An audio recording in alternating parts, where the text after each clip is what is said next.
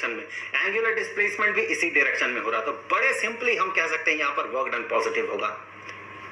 तो यहां से हम सिंपली कह सकते हैं कि इतना सा डी थीटा एंगल रोटेट करने के लिए हम जो काम करेंगे, काम तो बहुत छोटा होगा, सो काम डी डब्ल्यू ये बराबर हो जाएगा टॉर्क, हम जो अप्लाई कर रहे हैं टॉर्क, और साथ ही साथ जो एंगल हम डिस्प्लेस कर रहे हैं, जो एंगुलर डिस्प्लेसमेंट हो रहा है, इन दोनों का डॉट प्रोडक्ट। तो यहां पर देखिए चूंकि दोनों का डायरेक्शन सेम है, हम टॉर्क लगा रहे हैं, ऐसे रोटेशनल इफेक्ट हो रहा है, और जो रोटेट कर रहा है ये उसी डायरेक्शन में रोटेट कर रहा है। सो टॉर्क का डायरेक्शन और जो एंगुलर डिस्प्लेसमेंट है उसका डायरेक्शन सेम है। वैसे इनका डायरेक्शन कैसे नापते हैं हम? कोई भी ऐसा क्वांटिटी जिसका कि रोटेटिंग इफेक्ट हो, तो उसका वो अगर वेक्टर क्वांटिटी हो तो उसका डायरेक्शन हम कैसे नापते हैं?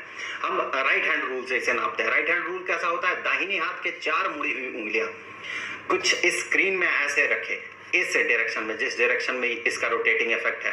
तो थंब, अगर थंब को आप स्ट्रेच करके रखते हैं तो थंब जो डायरेक्शन दिखाएगा वो थंब कौन सा डायरेक्शन दिखाएगा? स्क्रीन से बाहर की तरफ। सो टॉर्क का, आपके लगाया हुआ टॉर्क का, और साथ ही साथ ये जो डिस्प्लेसमेंट हो रहा है डी थीटा जो कि इसी डायरेक्शन में है, इन दोनों का डायरेक्शन सेम है। हमें पता है ऐसे स्थिति में क्या करना होता है। ऐसे स्थिति में दोनों का जब डॉट प्रोडक्ट होगा तो सिंपली इन दोनों के मैग्नीट्यूड को मल्टीप्लाई कर दे, तो ये बराबर हो जाएगा टाउ इनटू डी थीटा के। सो इतना आपने काम किया, इतना छोटा सा डिस्प्लेसमेंट के लिए, एंगुलर डिस्प्लेसमेंट के लिए। तो अगर मान ले आपको एक डाइपोल को कुछ ऐसे रोटेट करना है, मान ले ये डाइपोल इनिशियल पोजीशन जो है और फाइनल पोजीशन मैं यहाँ पर ड्रॉ कर रहा हूँ।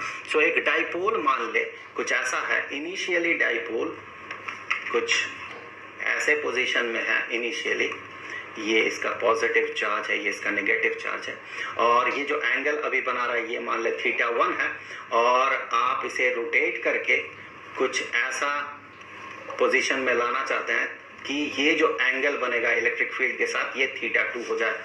तो आप ये टोटल वर्क डन कैसे पता लगाएंगे? यहां से यहां तक आपने जो रोटेट किया, टोटल वर्क डन।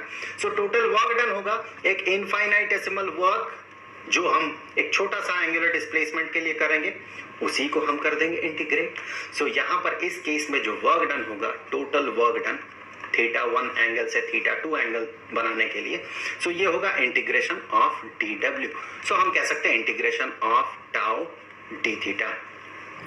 लिमिट बैठाना होगा हमें यहाँ पर, कहां से कहां तक, किसके रेस्पेक्ट में हम इंटीग्रेट कर रहे हैं? थीटा के रेस्पेक्ट में। सो थीटा का इनिशियल पोजीशन, सो यहाँ पर मैं लिख देता हूं, ये जो थीटा 1 था ये इनिशियल पोजीशन था, इनिशियल, और ये थीटा 2 एंगल जो बन रहा है ये फाइनल पोजीशन है।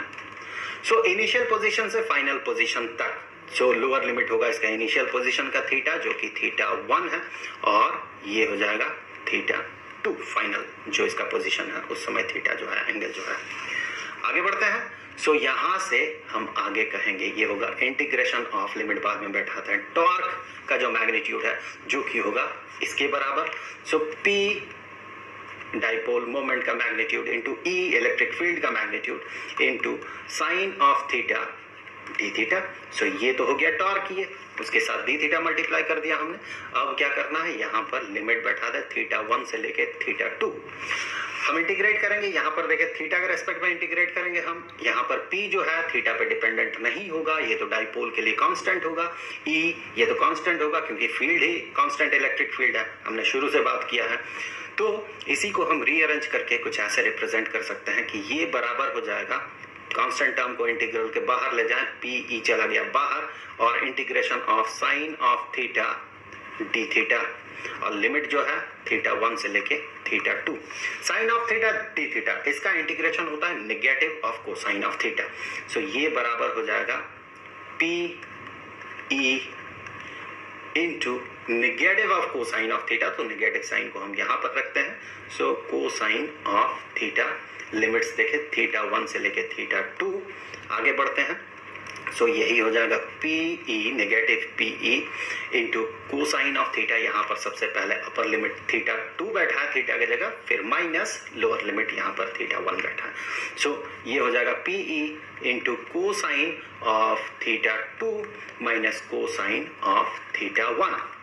अगर इसी नेगेटिव साइन, दैट मीन इस नेगेटिव 1 के साथ आप इसे और इसे मल्टीप्लाई कर देते हैं, दैट मीन नेगेटिव साइन को अगर ब्रैकेट के अंदर ले जाते हैं तो यही फॉर्म कुछ ऐसा बन जाएगा, P into E into cosine of theta 1 minus cosine of theta 2।